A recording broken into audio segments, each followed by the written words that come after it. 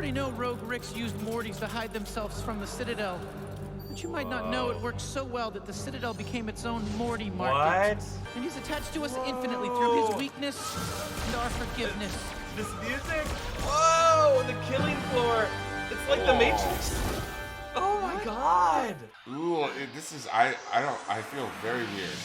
Welcome back to New Rockstars. The Rick and Morty Season 5 finale answers all our big questions about Evil Morty's long game plan, Rick's true backstory, and the dark truth behind the nature of Rick and Morty's relationship, leaving online theorists nothing left to talk about, really. What the Come on, Chef Loveness, you're an amazing writer, but you don't have to clip all the branches of possibility for us. He's like, I'm leaving. This is my last episode. He's like, I'm out. Burning it all down. Man, he crushed it. This is an incredible finale. I loved everything that was here. This is Rick-splained, by the way. This is our Rick and Morty after show where we're going to condense everything we just learned for you dum-dums. I'm just kidding. We had to rewatch a few scenes ourselves because did we get any of that? No. We're going to speculate on where this could possibly go next. I'm Erik Voss. My Easter egg breakdown of all the details you missed in this two-part finale is coming tomorrow. But here I am reacting to this finale with Tommy Bechtold. Hey, oh my God. I don't feel so good. Is it because you've lost your beard? That beard was your layer of protection, and now... That beard was my power. That beard would have absorbed all of the truth that we took in from these episodes, and now it's that I'm left here bare-faced and bare-souled. Yeah. To take in what we've learned. So we're going to explain what the Central Finite Curve really is and how this episode recontextualized the initial Citadel of Rick's episode in Season 1, as well as the return of Evil Morty in Season 3. And we're going to look at whether this series will now follow Evil Morty through the yellow portals and really what that portal will lead to. Before we get to that, one of the best ways you can support us here at New Rockstars is to check out our merch at newrockstarsmerch.com. We got some awesome brand new designs for Shang-Chi, as well as merch inspired by What If, like what I'm wearing, Suicide Squad, Spider-Man No Way Home, and more. Oh yeah, Tommy, I see you got your King Shark shirt. I love that shirt. Me too. So you can get all this stuff at newrockstarsmerch.com.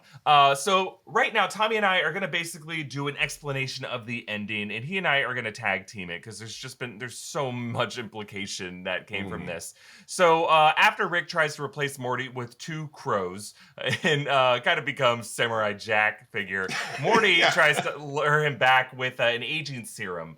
So they need to go back to the Citadel to fix it. And I believe this is Rick's first time back to the Citadel because in Season 3, Episode 7, he and Morty didn't actually go there. They were at the Rick Lantis mix-up, probably hanging out with Mr. Nimbus, but there was a whole other world that was happening with the Citadel of Rick's where Evil Morty took it over. So this is Rick's first time setting foot back in there, and now Evil Morty's plan can be set into motion because, yes, we see Evil Morty. We know this is the same one back from that Season 1, Episode 9 episode as the Stan Lee Rick told us to rewatch this episode. That was so good. I love that. Oh my God. And just to clear up any confusion, Season 1, Episode 9 is the Close Rick Counters episode when you don't count the pilot episode. So I know that the numbering system might be a little weird there.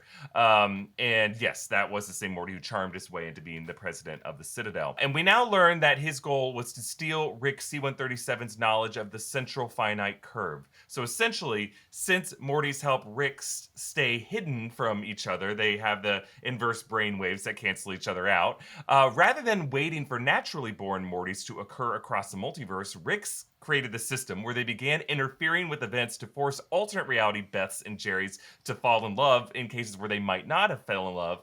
And then they began straight up cloning those Mortys, farming them Matrix style to pair them with random Ricks to meet the demand. And these realities were assembled in a curve of toxic pairings between these slave Mortys and Ricks from realities where they were the smartest person in that reality. So Evil Morty's plan is to destroy that curve, kill all the Ricks and Mortys in the Citadel, and escape to a new reality where Rick's backstory never came to be. But Tommy, we also learned what that backstory was. We got some firm answers on it. So what was that backstory? The backstory from Season 3, Episode 1 was confirmed, finally. Rick, as a young scientist, was visited by random asshole Rick, whom he turned down, and that Rick killed both Beth and Diane with a bomb, which Rick addresses in this episode very callously. Rick invented his own portal gun to find the killer. He scoured the multiverse, succeeded at hunting dozens of alternative Ricks who were loosely associated in the Rick gang, but never found his target, and thus he became the toxic asshole we've come to know. I want to say love, but I think it's just because it's a cartoon that we know is not real. If he was a real person, we'd be terrified. He befriends Bird Person, who turned on him at the Battle of Blood Ridge, as we saw a few episodes ago. And as other Ricks try to murder him, he kills them all, but he eventually forms a truce with them to build the Citadel, which then he helped them assemble the Central Finite Curve. And Tommy, you bring up a good point that if Rick existed in real life, he'd be terrifying, which I think we all saw from the Christopher Lloyd shorts that happened over the weekend. Like these promos, it's so funny because Rick is based on Doc from Back to the Future. So for Christopher Lloyd to come back and just commit so hard to this, that would be terrifying if we knew that guy. Yeah, absolutely. So Evil Morty explains this episode that the Central Finite Curve is a wall between all universes in the multiverse and the universes in which Rick is the smartest person alive. So until now, every green portal that we've seen in the show has only led to a universe where Rick was the smartest person in that universe. That's kind of been Rick's secret hack this whole series. But Evil Morty's plan is to erase that curve and escape all of that into a new universe where Rick isn't a genius inventor that he is, and that's why Evil Morty's portal glows yellow now. So he needed Rick C-137's memory because C-137 Rick saw that full curve being assembled, and only C-137 knows the full distinction between his network and universes where he's not the alpha genius. Technically, Evil Morty could have done all of this just by scanning and killing literally every other Rick and just applying the process of elimination, but this way is faster. But one of my favorite details from this episode is that is what Evil Morty was doing all this time. For all he knew, C-137 Rick was never going to come back to the Citadel, so his plan was to just go Rick by Rick and scan this information and just eliminate them. That's why we saw like very few Ricks comparatively walking around the background of the Citadel this time, because Evil Morty was working his way down the line, just assembling this curve pod by pod, just one step at a time. And then he's like, oh, C-137's back. Great. Okay, we can jump right to the end step of my plan. I think that is so devious and insidious and amazing. So Evil Morty uses the Citadel's mines of portal fluid to create a rift in reality that's separate from the Central Finite Curve, and he hacked every Rick's portal gun so that they would be killed if they ever tried to leave during this moment. And in order to ensure a clean slate, he also stayed a step ahead of their Operation Phoenix plan so that any Rick and Morty who tried to respawn would be immediately grounded up. And then he seemed like he used their blood to erase those Central Finite Curve realities that they specifically were linked to as a way to kind of like undo it. So he used that as a contingency. It is brilliant to think about everything that he did. I know. It's brilliant, but it's just so crazy. Yeah. So we can assume from this that if Rick C-137 is the Rickiest Rick, then Morty, we've been following, is the Mortiest Morty. Yeah. Because he was a naturally occurring Morty, one in the wild. Beautiful to see them out of captivity. The one that several other Mortys have been, in fact, cloned from. Yeah, it all happened so fast, but like that Morty was born naturally. There might have been other naturally occurring Mortys, right? We saw different meet cutes between Beth and Jerry, but like that was one where Morty was sleeping. It was implied that Rick got the blood from in order to just make this farm. So this Morty is not a clone. Who knows how many naturally occurring Mortys there are left? I assume Evil Morty is one of those to have been around for so long. I just assume there is something more particular and special, but that's a good point that this does make our Morty probably in the running for the Mortiest Morty. But to be clear, I think it's an important distinction. When Rick C-137 began his journey, there was no Citadel yet. There was no Central Finite Curve yet. There was only just that loose gang of Ricks. And you know they were part of that gang. They had that R symbol, which it's interesting to think about. Our Rick later co-opted when he built the Citadel. That was the original Citadel logo. Right. He stole it from this kind of ragtag gang of Ricks who were, they were hanging out in a bar. They had like a clubhouse, and they had like the connection of Ricks that were connected via yarn. That was what that one Rick was building to try to connect with them. But that Rick was never found. And so Rick just kind of stood on his shoulders to build like a network of Ricks. But we never really know what happened to that. We'll talk about that later. But it was our Rick who built the Citadel, who launched the Morty farming scheme to assemble Yes. the Central Finite Curve that I think we could say eventually led to Evil Morty's rise, because those are the conditions that created Evil Morty and turned him into the bastard that he is. So I Right. think the question we should now ask Tommy is, what did happen to that asshole Rick who killed Diane and Beth? Because he was never found. Yeah. Was that guy just, something that they'll never address, some inevitable product of an expanding Rick multiverse? Is this some other villain that we're now going to be chasing on the series? Or could he actually be some nobody? And that bomb, I'm going to reach here, could that bomb have been dropped by Evil Morty in order to send Rick down this long, long road to eventually crack the code of living in a multiverse based not on Rick's, but now we have a multiverse based on Evil Morty. He is the alpha genius of the series now. He now seems like the Nexus being. We might now have yellow portals on this show. What do you think, Tommy? I don't know. That's crazy to think about. I mean, I guess it's all one of those things of like, it just depends on where the show's going from here. But I do hope. I love the idea that it was Evil Morty that just sent a random Rick. That would be so Rick and Morty, right? To just have it not be a special Rick. Like it was just like a random Rick that was sent by another thing. Just undercut your expectations every way. But I also would be curious if this was some sort of like hyper enlightened Rick that like figured out that like Ricks were inevitably going to lead to the demise of the universe, or Ricks were only going to lead to suffering. So he just, went around and killed and whatever and ruined their lives. But yeah, I have to assume that bomb was meant for Rick, not for Beth of course, Diane. yes. That was, I think, my assumption from season 3, episode 1, that he was just like, which is so funny because, and not funny. So I guess interesting because in the movie tropes and TV tropes we have, when a bomb accidentally kills the wrong target, that usually leads the person who was the target to go on a righteous path of revenge. But Rick's path of revenge is always self-serving. It's not like he's actually mourning the loss of those two people, really. Right, It's just right. like, he just wants to figure out how someone got one over on him. Yes, I think you're exactly right. I think ultimately there's like 3 general paths ahead of us of what comes next from Rick's journey when it comes to him trying to get over Diane. Actually, 4. One is that it never comes up again, because I think the writers were just like, good, now we never have to talk about it again, Right. So that's one possibility. Second possibility is that that Rick who killed him is going to be kind of a white rabbit for our Rick, and that maybe he is it does present like a dastardly alternate Rick who did have his own version of the Citadel somewhere in the multiverse that Evil Morty didn't know about.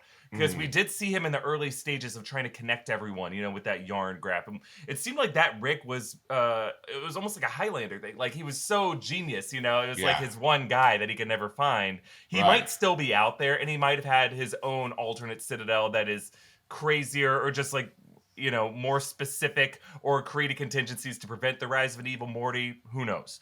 Right. Third option is that it could have been Evil Morty. I think that is a reach option, though, because that just seems like a lot of extra steps for Evil Morty to create all this suffering for himself and all of his alternate Mortys. Sure. Just to, I feel like there'd be an easier way for him to take over that didn't require him to do it. Or the fourth one is kind of like, we're going to find at some point that one of the Ricks that Rick killed or has seen over the years was that alternate Rick. Or maybe even someone like Doofus Rick or something like that. Yeah. And our Rick has met that guy and just has never bothered to scan him to see, And that's kind of like the most nihilistic answer, I think. Sure. That like Rick has now given up his search for the person who killed his wife and daughter originally. And he's run into like infinite numbers of Ricks, and he just never really thought to check to see if this could be the guy. And that we might have already met this killer, and it just doesn't matter anymore. Well, that'd be a very Rick and Morty way to handle it. Yeah. So there's so much more from this episode we want to discuss real quick, just to thank some people who sponsored us. This show is sponsored by BetterHelp. So is something interfering with your happiness or preventing you from achieving your goals? We've all been there at some point. BetterHelp will assess your needs and match you with your own licensed professional therapist. Start communicating in under 48 hours. BetterHelp is not a crisis line or self-help. It is professional counseling done securely online. There is a broad range of expertise available for clients worldwide. Just log into your account anytime and send a message to your counselor. You won't ever have to sit in an uncomfortable waiting room or look for parking. BetterHelp makes it easy and free to change counselors if you need to. It's more affordable than traditional offline counseling, and financial aid is available. BetterHelp wants you to start living a happier life today. So visit betterhelp.com/ricksplained. That's better, H-E-L-P, and join the over 1 million people who have taken charge of their mental health with the help of an experienced professional. In fact, so many people have been using BetterHelp that they are recruiting additional counselors in all 50 states. Special offer for Ricksplained audience. Get 10% off your first month at betterhelp.com/ricksplained. We also want to thank Helix Sleep for sponsoring this episode. You don't want to sleep on a mattress designed for someone else, even if that other person is the darkest timeline version of yourself. They probably like a super firm mattress and always sleep on the side of their body without the eye patch. Helix Sleep has a quiz that matches your body type and sleep preferences to the perfect mattress for you. They have soft, medium, and firm mattresses. Mattresses great for cooling you down if you sleep hot. Even a Helix Plus mattress for plus-size sleepers. I have a Helix mattress and I love it. The quiz matched me with a medium firm mattress with lumbar support that sleeps cool. That's right, I'm sleeping like I'm living cool. Ooh, yeah. The mattress ships right to your door for free. No need to go to a mattress store. Just go to helixsleep.com/ricksplained, take their 2-minute sleep quiz, and they'll match you to a customized mattress that will give you the best sleep of your life. Helix is offering up to $200 off mattress orders and 2 free pillows for our listeners at helixsleep.com/ricksplained. All right, so back to the episode. Tommy, I'm curious to know your thoughts. Who do you think is the star of the show now? We have marooned Rick and Morty on the Mortyberg section of the Citadel that's now kind of like a life raft in a weird way. And they showed how he has no portal fluid left. Yeah. Or are we going to be following Evil Morty, exploring his own omniverse where he can be king of it, and Rick in any of these universe is not the evil genius, but is more of just like an average dummy? I love this. I hope we get a few episodes of Evil Morty and exploring this new world, and we get to see characters that we love in different iterations, like different multiverse versions of them. Then I hope that we get a Rohan will answer here comes the cavalry of our Rick and Morty from the previous 5 seasons coming in around episode 3 or 4 to defeat Evil Morty and restore things, which is awful. The things they'd be restoring are not the they're restoring basically farming Mortys. So. Yeah, right. It seems like they allow maybe 1 episode per season of canonicity, right? Yeah. So yeah. Or maybe they'll do it right at the beginning of the season, and then somewhere towards the end of the season they'll do something. And I'm wondering if season 6 will begin with following. The show will now be called Morty and Rick.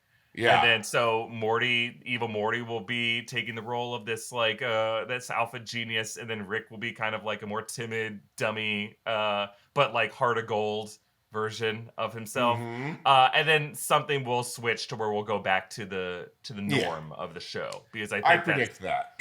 Yeah, it's with the amount of the episodes they have to work on, there's no way each episode's going to completely change the rules Loki style. But I do wonder if we will check back in with this more evolved, empathetic Rick and Morty, because I think the Crows part of this finale did show that Rick did change. This was, and I would argue, I don't buy the argument that Rick and Morty never change. I think every episode they do change. They are on an arc towards more empathy and guilt and shame and wanting to do what's right by each other. And by themselves. That episode was so weird. What a weird, I know. It's this has to be leading to something. The crow scare, the scarecrow. Crow scare. And I love that. And I know we've skipped over a lot. This is just kind of our explanation after show of the big takeaways from it all. But, the garbage goober. And, there's all these little things. He's a Harvard grad.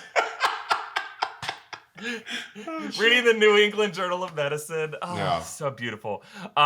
So, and let's not forget Mr. Poopy Butthole's tag at the end. My God. Holy crap. I had to stand up and take deep breaths after that. I really did. I had to think oh my God, I I have to spend this Labor Day at least a little bit with my fiance. Like, I can't get sucked into work. Like, it felt like a message to me, like, step away from work. It's probably really like a test, depending on if you saw that, however you absorbed that Costa to that episode is like what your real needs are. Like, I saw it and I was like, I got to connect with my family a little more. Yeah. Well, I think ultimately the show is not. We keep thinking that every season where we have like the big Evil Morty episode, we think the whole show's different, and then like we have a couple episodes where it's just like the fun, Rick and Morty, simple sci-fi idea, blown up, and then absolutely there are moments of catharsis and empathy by the characters because I think that is there every episode, and then we can look forward to something at the end of the season, and I do think Alpha Evil Morty is going to exist at some point. We're going to see what happens to him. And I think really, so the if you think about this writer's room, they're going by that story circle, right? I think they have a story circle of Evil Morty throughout the series, right? And they have they got greenlit for 70 episodes a couple years ago. I think they have an end game in mind for where he's going. And I think he is at the find part of the circle, the 6 o'clock region, where he gets what he wanted, but not necessarily what he needs. Right. So I think we're going to see the second half, the harder part of his journey, where he has to pay a price for getting what he thought he wanted. And then we're going to see his change over the result. So I'm very excited to see the second half of his curve. Tommy, I want to ask you, assuming Rick eventually settled on a reality where Beth survived, that was part of his backstory. In those particular realities, what happened to the Dianes? Did the bomb only hit Diane? Did she die from something else? I think that's still an unanswered question. Well, not to cross over brands here, but if they do a little what if, perhaps Diane is destined to die no matter what, even if he maybe Beth was dark. Maybe it would be a very Rick and Morty thing if Beth was an insignificant death in that moment on the timeline and Diane was the significant death. So even if he can go to a place where Beth survived, Diane always dies another way because that's what it takes to whatever. She's the absolute point, the Christine Palmer to the Doctor Strange, like she has to die, and that's what makes Rick. I know it probably won't be that, but I think that given the way Rick Sanchez's character is, she's dead no matter what. I don't think she's ever coming back. I don't think there's ever going to be a real version of like a real episode where he's dealing with the real Diane. Someone evil might figure out a way to have cloned Diane to trick him. I think that's going to be the show relies on so much actual emotion hidden behind cartoon characters and aliens and mutated beings. I think that the death of a spouse is one thing that they might actually consider sacred. Sounds like the wrong word. I think she's dead, long story short. I think she's dead in all universe. I think you're right, Tommy. And if she is not dead, I think it's not happy for Rick. I think that visit from that asshole Rick was just like the tip of the iceberg. It was the taste. It was the first hit for Rick to meet another to awaken his inner narcissism that I think he was born with. So I think even if she survived, she would have left him. And I think that's one thing that is left to discover about Rick's backstory is that no matter what, it never ends with him and Diane happy together. Absolutely. I wanted to ask, I think this might be obvious, but do you think Rick's affinity for crows is connected to his bird person enduring love? I mean, short answer, yes, probably. I also think that he just loved the crows because they listened to him and they couldn't talk back. Sure. They couldn't question anything he did. And in the end, they proved to be supremely loyal to him. Even after they evolved into sentient speaking crows, they still did the string trick with him. Yeah. So, crazy they just ended up being the perfect partners for him. From the promise of crow quaaludes, right? Bird quaaludes. Yeah, right. You got it, guys. Yeah. Well, I love that they turned right before they did it. They turned and said, "Oh, it was so perfect." That might have been the hardest laugh for me of that episode for sure. Yeah, I just see some Bird Person connection to this because remember back in that Bird Person Eternal Sunshine episode, he kept some of Phoenix Person's wings, and like that was just he put that in a separate pile, and then it shows back up in this episode. The shield that he uses is tech that he harvested from Phoenix Person. I love that they brought that back. It might have been one of my favorite details in the first half of the episode, and so I think this is largely. I know it was randomized on the wheel, right? But I think the fact that he stuck with it, and I think there was like a bit of joy the fact that it landed on the crows. The fact that crows were an option at all. I think it was. He goes to this avian planet. I think that is connected to his love of Bird Person, how I'll never let Bird Person go. Well, Tommy, do you think, final question, is Jerry still a puddle? The most important question of all. I hope so, because when you talk about final forms, Puddle Jerry is perfect for Jerry. He can be stepped on.